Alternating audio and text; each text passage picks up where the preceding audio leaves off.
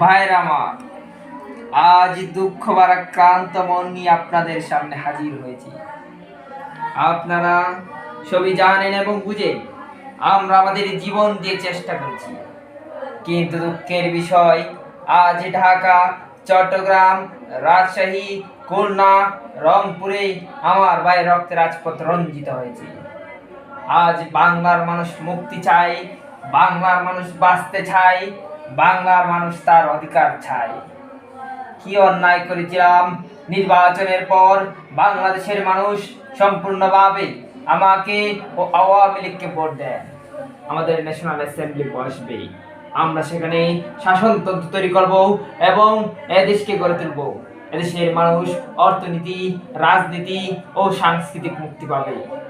কিন্তু দুঃখের বিষয়, আজ দুঃখের সঙ্গে বলতে হয় 23 বছরের করুণ ইতিহাস